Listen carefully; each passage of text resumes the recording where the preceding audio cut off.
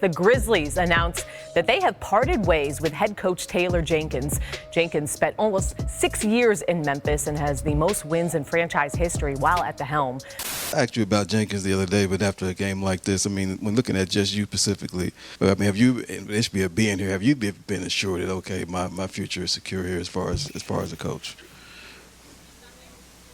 Yeah, I mean, that's we're in the middle of trying to get into the play-in tournament. I don't think there's any answer for that question. This was such a good question by Dwayne Rankin. Bravo, sir. But it goes even deeper than this. Because not only could the abrupt firing of Taylor Jenkins create precedent to fire Bud before this season's over, it should inspire Matt Ishbia to act now, so he can have a head start on going after Jenkins. Hit the like for me and tell me in the comments if you want the Suns to all out pursue Taylor Jenkins or not, and why. Now, looking back at this season, it's clear that the Suns made the wrong choice in picking Bud to replace Vogel. The Suns have made several mistakes since Matt Ishbia took over the franchise. Probably none bigger, though, than acquiring Bradley Beal in exchange for Chris Paul. Obviously, things have been an absolute disaster ever since, with no end in sight. The Suns likely won't make the playoffs this season, and even if they did, they would simply be cannon fodder for OKC. I often hear from other Suns fans that Ishbia won't replace Bud because of his $50 million contract, of which $40 is still owed. Thanks to Detroit, they did get out of paying Monty Williams, but they're also paying millions and millions of dollars to Frank Vogel to not be the coach. My official prediction, though, is that this will not matter to Ishbia, and here's why I think that. Matt Ishbia is not Robert Sarver. He's reportedly worth $10.1 billion.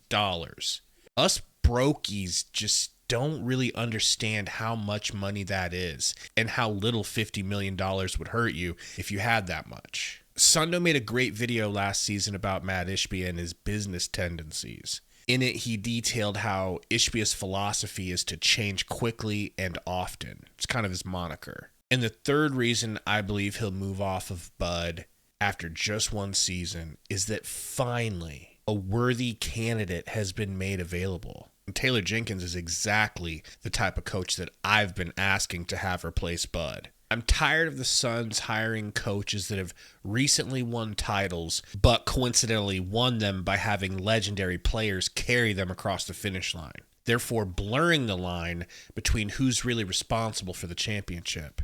After the Grizzlies hired Taylor Jenkins away from the Bucks as an assistant in 2019, they became a much more serious team that seemed to always play hard no matter the circumstance. They just have a baseline level of fight that the Suns don't have. Something I often see in Ty Lue coach teams and Tom Thibodeau coach teams. Just a trait that I've really wanted in the next Suns coach. But his most notable talent as a coach is his ability to develop talent.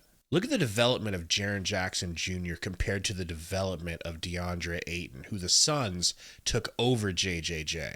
Look at Desmond Bane, who couldn't have possibly been developed better, considering where he was drafted. Scottie Pippen Jr., who's gone from a nothing burger with the Lakers to a solid rotational player under Jenkins. You can even look at Tyus Jones, current Suns backup point guard. During Ja Morant's suspension and injuries, he was able to hold down the fort record-wise under Taylor Jenkins, keeping the Grizzlies from missing a beat. This abrupt Jenkins firing feels eerily similar to me to when Ime Udoka got let go by the Celtics. I'm not suggesting that any sort of similar scandal happened, but just the magnitude of it. The way that all of a sudden that high level of a coach is available when normally they wouldn't be. The Suns failed to act in time to get Ime Udoka. The Rockets hopped on that real quick. But they cannot afford to miss on this coach that shouldn't be available. Ideally for me, they would fire Bud this weekend and replace him temporarily with David Fizdale.